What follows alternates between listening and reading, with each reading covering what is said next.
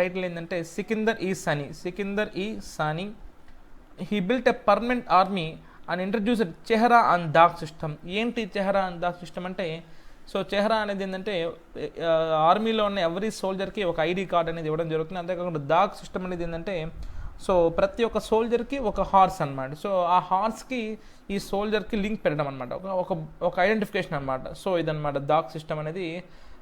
హార్సెస్కి ఆర్మీకి అంటూ ఒక స్పెసిఫిక్ బ్రాండ్ ఆఫ్ హార్సెస్ అనమాట. And he was the first Turkish ruler who separated religion from politics. So పాలిటిక్స్కి రిలీజియన్కి సంబంధం తీసేసిన వ్యక్తి. అప్పుడు అలావుద్దీన్ ఖిల్జీ ఉన్నప్పుడు అతని కోర్ట్ పోయిట్స్ ఎవరంటే Amir Khusro and Mir Hasan Dehlvi. So first Alauddin Khilji గురించి మనం చూసుకున్నట్టయితే మనకి ఫస్ట్ గుర్తు రావాల్సిన పేరు ఏంటంటే Malik Kafur.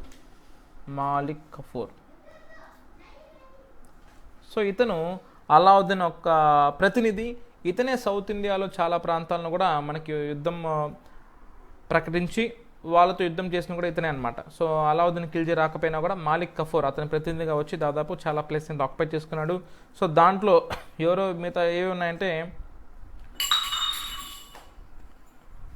చిత్తోర్, Malwa regions and also Kakatiya కింగ్డమ్ని కూడా ప్రొవోక్ చేసిన వ్యక్తి ఈ మాలిక్ కఫూర్ అనే అతను అనమాట. అతని ప్రతినిధి, అలావుద్దీన్ ఖిల్జీ ప్రతినిధి.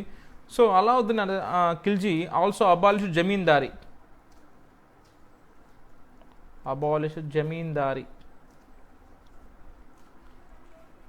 In khalisa land. సో ఇతని గురించి మనకి బాలీవుడ్లో ఒక మూవీ కూడా వచ్చిందనమాట, పద్మావత్ అనే మూవీ కూడా ఈ అలావుద్దీన్ ఖిల్జీ గురించి వచ్చింది. మనకి రణవీర్ సింగ్ పోర్ట్రే చేసిన పాత్ర ఈ అలావుద్దీన్ ఖిల్జీదే అనమాట. సో ఆల్సో ఇతను ఇక్తా అనే సిస్టమ్ కూడా రిమూవ్ చేశాడు. ఇక్తా అంటే మనకు తెలుసు, మనకి ఇక్తా అనేది ఎవరు ఇంట్రొడ్యూస్ చేశారంటే మనకి ఇల్తుత్మిష్ ఇంట్రొడ్యూస్ చేశారు. ఏంటంటే డబ్బుకు బదులుగా ల్యాండ్ ఇవ్వడం. సో దాన్ని ఇతను అబాలిష్ చేశాడు. అండ్ మంగోల్స్ని ట్యాకిల్ చేయడంలో ఇతను వాడిన పాలసీ ఏంటంటే బ్లడ్ అండ్ ఐరన్, అంటే అంత క్రూరంగా ఉండేవాడు అనమాట. So blood and iron tackling of Mongols.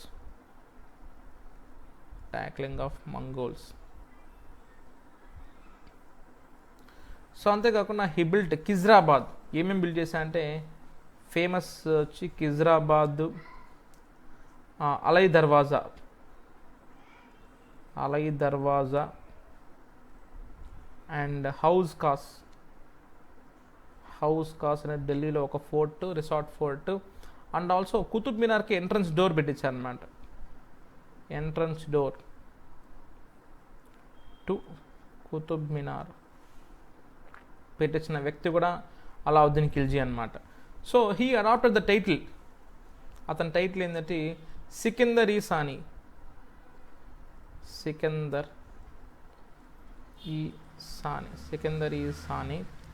And permanent ఆర్మీని పెట్టాడు. అంతేకాకుండా చెహరా అండ్ దాగ్ సిస్టమ్, ఇది ఇంతకుముందు చెప్పాను. చెహరా అండ్ దాగ్ సిస్టమ్ ఏంటి అంటే, చెహరా అనేది ఏంటంటే ఎవ్రీ సోల్జర్కి పర్సనల్ ఐడెంటిటీ కార్డ్ లాంటిది. అండ్ దాగ్ సిస్టమ్ ఏంటంటే specific horse only for army కోసమనే ఒక హార్స్, ఒక బ్రీడ్ ఆఫ్ హార్సెస్ని ఇతను తెప్పించారనమాట. సో ఇది మనకి ఆర్మీ పరంగా చూసుకుంటే గుర్తుపెట్టుకోవాల్సిన పాయింట్స్ చెహరా అండ్ డాగ్. చెహరా అనేది అంటే ఎవరి సోల్జర్కి ఐడి కార్డ్, డాగ్ అనేది అంటే ఆర్మీ కోసం, వార్ కోసం, యుద్ధాల కోసమే మనకి తెచ్చుకున్న హార్సెస్ అనమాట. And he was the first Turkish sultan to separate religion and politics. He was the first Turkish sultan who separated religion from politics. Religion నుంచి పాలిటిక్స్ సపరేట్ చేసిన మొదటి వ్యక్తి. And also his court poets were very important. ఇవి కూడా Alauddin Khilji court poets ఎవరంటే Amir Khusro, famous Amir Khusro and Mir Hasan Dehlvi. So Amir Khusro and Mir Hasan Dehlvi were his court poets అనమాట, ఎవరికి Alauddin ఖిల్జీకి. So ఇది ఓవరాల్గా మనకి ఢిల్లీ సుల్తనేట్స్ అంటే వీళ్ళందరూ వస్తారు. ఒకసారిగా మనం ఒక క్విక్ రీక్యాప్ చేసినట్లయితే మనకి ఫస్ట్ నుంచి కూడా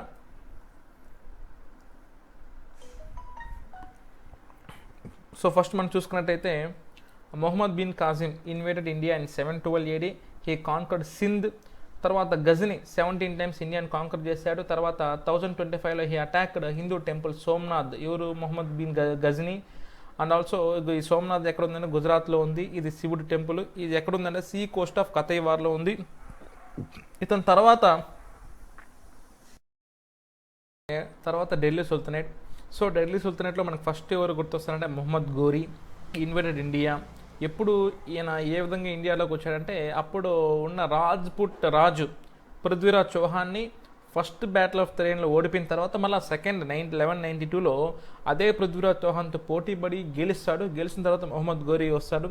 సో మొహమ్మద్ గోరీకి సంతానం ఎవరూ లేకపోవడం వల్ల అతను రాజ్య ప్రతినిధిగా ఒక స్లేవ్ డైనాస్టీకి చెందిన వ్యక్తిని అతను నియమించుకుంటాడు. అతను ఎవరంటే మనకి కుతుబుద్దీన్ ఐబక్ అనమాట. సో అతను మొహమ్మద్ గోరీ తర్వాత మన ఇండియానికి ఈ రాజును చూసుకునే వ్యక్తి అవుతాడు కుతుబుద్దీన్ ఐబక్. సో అతని డైనాసిటీ పేరు వచ్చి ఇల్బారీ డైనాసిటీ. అతను క్యాపిటల్ని లాహోర్ నుంచి ఢిల్లీకి మార్చాడు. సో అతను he was a founder of slave dynasty. So అతన్ని లక్ బక్ష్ అని కూడా పిలుస్తారు, ఎందుకంటే ప్రతి పని చేసిన దానికి అతను 1,00,000 వరహాలు గిఫ్ట్గా ఇస్తానని ప్రకటించుకునేవాడు. కాబట్టి అతని ఉదాసీనతకు అతన్ని పిలుచుకునే పేరు వచ్చేసి లక్ బక్ష్, 1,00,000 వరహాలు. సో అతని గురువుకి చిహ్నంగా, అతని గురువు స్మారకంగా ఢిల్లీలో కుతుబ్ మినార్ని బిల్డ్ చేయడం జరుగుతుంది. సో అది ఇప్పటికీ కూడా మనకి చాలా ఫేమస్ మాన్యుమెంట్, ఎందుకంటే iron monument which has no history of rusting. ఎక్కడ కూడా మనకి రస్ట్ పట్టినట్టు, తుప్పు పట్టినట్టు మనకి దాఖలాలు లేవు. సో అంత ఇంపార్టెంట్ అది. సో ఆ కుతుబ్ మినార్ ఫౌండేషన్ వేసింది ఎవరంటే కుతుబుద్దీన్ ఐబక్ అనమాట. ఎవరి గుర్తుగా? అతని గురువు గుర్తుగా. అతని గురువు ఎవరు? ఖ్వాజా కుతుబుద్దీన్ బక్తియార్ కాకి. ఖ్వాజా కుతుబుద్దీన్ బక్తియార్ కాకి. ఓకే, అతను ఎవరు? సూఫీ సెయింట్ అనమాట. సో అంతేకాకుండా కుతుబ్ మినార్ కట్టడమే కాకుండా కుతుబుద్దీన్ ఐబక్ ఏం చేశారంటే ఫస్ట్ మాస్క్, ఇండియాలో మొట్టమొదటి మసీదు కట్టించిన వ్యక్తి కువాత్ ఇల్ ఇస్లాం, దాని పేరు కువాత్ ఇల్ ఇస్లాం. అండ్ ఆల్సో అంతేకాకుండా ఇంకో చోట కూడా మసీద్ కట్టించాడు అజ్మేర్లో. అజ్మేర్ అనేది రాజస్థాన్లో ఉంటుంది. అదే దిన్కా జోప్రా. అతను ఎప్పుడు చనిపోయాడంటే డైడ్ వెల్ ప్లేయింగ్ చౌగాన్, అంటే పోలో ఆడుతూ అతను చనిపోయాడు అనమాట. సో అతని తర్వాత అతని అల్లుడు రాజ్యంలోకి వస్తాడు. అతని కొడుకు ఎక్కువ రోజులు రాజ్యంలో ఉండేది. ఇతని కొడుకు వచ్చి ఆరామ్ షా. సో అతని కొడుకు పెద్దగా పేరు ప్రఖ్యాత లేని రాజుగా గుర్తింపు తెచ్చుకున్నాడు. సో అతను ఈజీగా డిఫీట్ ఓడిపోతాడని ప్రతిష్ట కూడా అతనికి ఉనింది. సో అతని తర్వాత ఈ ఇల్తుత్మిష్ని అతన్ని స్లేవ్గా కొనుక్కుంటాడు ఎవరు? కుతుబుద్దీన్ ఐబక్. అంతేకాకుండా అల్లుడు చేసుకుంటాడు. సో ఇతన్ని ఆరామ్ షాని ఓడించి ఇతను రాజ్యం తీసుకుంటాడు, రాజ్యం సంపాదించుకుంటాడు. సో ఇతను మంచి రాజ్య వ్యవహారాలు తెలిసిన వ్యక్తిగా ఇతన్ని వర్ణిస్తారు. అంతేకాకుండా ఇతను మంగోలియన్స్ ఫేమస్ కింగ్ జంగిస్ ఖాన్ని ఇతను మనకి ఇండియా పక్క రాకుండా కేవలం మాటలతో సరిపెట్టుకుని ఇండియా పక్కన రాకుండా అతను కాపాడిన వ్యక్తి, మన ఇండియన్ కాపాడిన వ్యక్తిగా మనం ఇల్తుత్మిష్ని చెప్పుకోవచ్చు.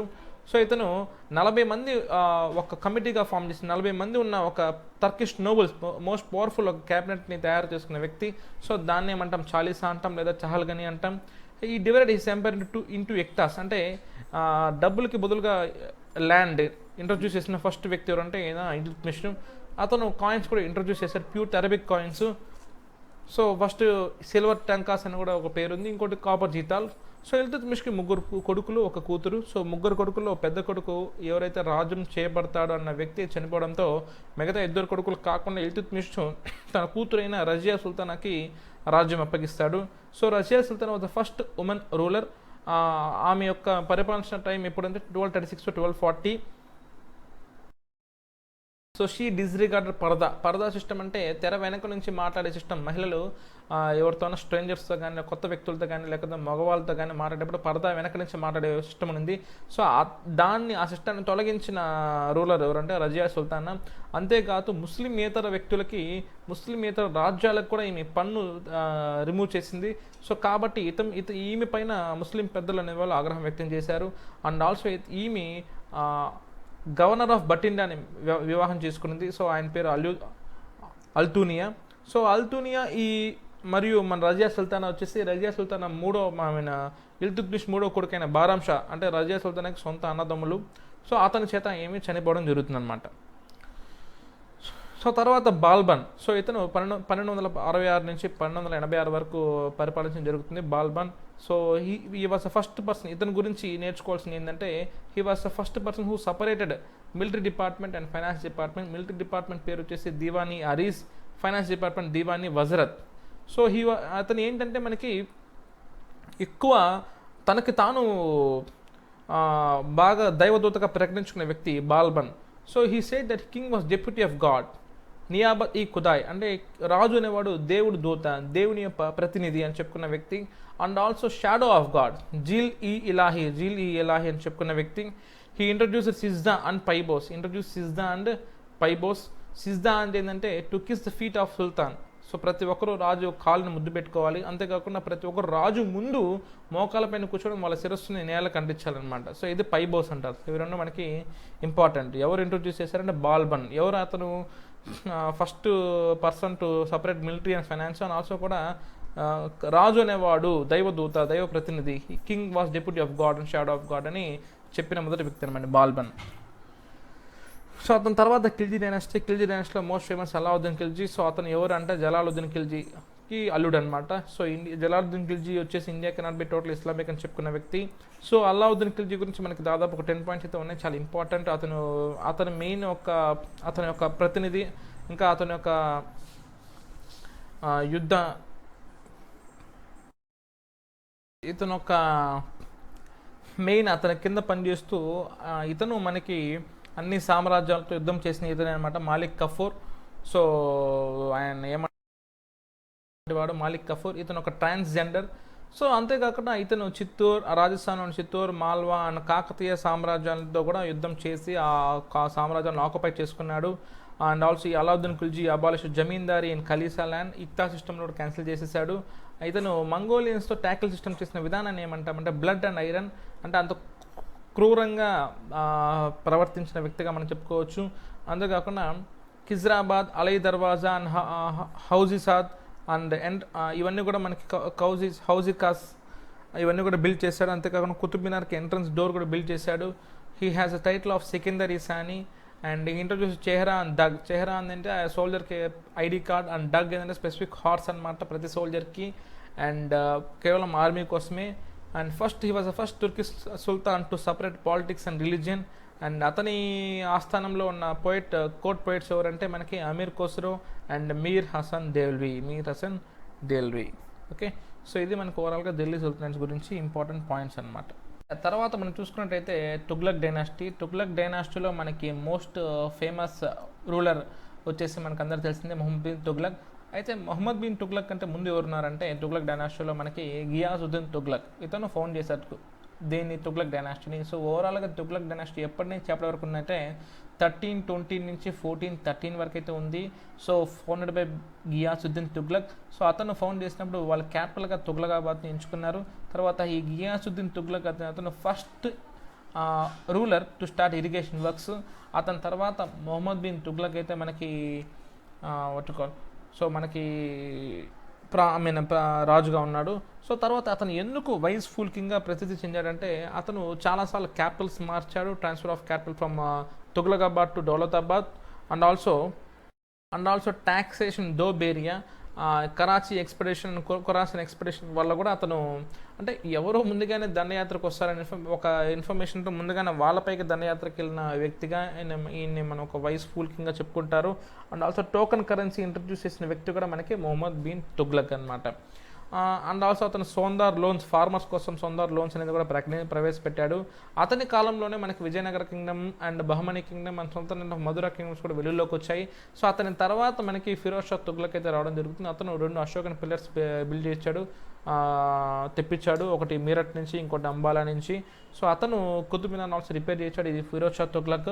సో అతను ఎవరంటే మనకి అతని ఇక్తదారీ సిస్టమ్ను కూడా మనం ప్రవేశపెట్టాడు. అండ్ ఆల్సో ఈ ఇంట్రడ్యూస్ న్యూ ట్యాక్సెస్, ఖారాజ్, జకాత్, ఖామ్స్ అనే న్యూ ట్యాక్సెస్ కూడా ఇంట్రడ్యూస్ చేశాడు. ఖారాజ్ అనేది 1/10 ల్యాండ్ ట్యాక్స్, ఖామ్స్ అనేది 1/10 బూటీ క్యాప్చర్డ్ వారు.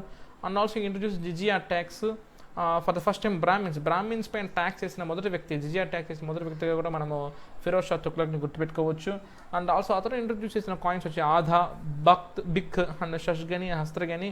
అతని తర్వాత లాస్ట్ తుగ్లక్ రూలర్గా మనం ఎవరిని చెప్పుకోవచ్చు అంటే నైజరుద్దీన్ మొహమ్మద్. సో అతను ఈ మంగోల్ కింగ్ తైమూర్ రావడం వల్ల, సో అతను దండయాత్ర రావడం వల్ల అక్కడితో మనకి తుగ్లక్ ఒక ప్రస్తావన ముగుస్తుంది. తర్వాత సయీద్స్ అండ్ లోడీస్. ఈ సయీద్స్ని ఫౌండ్ చేసిందేమో ఖిజ్రీ ఖాన్. సో తర్వాత ఇంకా వాళ్ళ సక్సెసర్ ఒకరిద్దరు ఉన్నారు. సో మనకు అంత ఫేమస్ కాదు ఈ ఎగ్జామ్కి. దాని లోడీస్ ఇంపార్టెంట్ అనమాట. Lodis was first Afghan rulers to rule India which was founded by Bahlol Lodhi అనమాట. And Sikandar Lodhi famous. అయిన తర్వాత ఇబ్రహీం లోధి ఉన్నారు. సికిందర్ లోధి ఎందుకు ఫేమస్ అంటే అతను ఈ founded Gaz i Sikandari and also he found Agra city in 1504. He wrote గురులుకి పర్షియన్లో రాశాడు. అండ్ ఆల్సో ఇబ్రహీం లోధి అతను 1517 నుంచి 1526 వరకు ఉన్నాడు. He was defeated by Rana Sanga of Mewar and also defeated by Babur. So అక్కడతో ఫస్ట్ బ్యాటిల్ ఆఫ్ పానిపట్ 1526లో బాబర్తో ఓడిపోతాడు. బాబర్ గెలుస్తాడు. అక్కడతో బాబర్, ముఘల్ రూలర్స్ అనేవాళ్ళు ఇండియాకి రావడం జరుగుతుంది అనమాట. Right, thank you.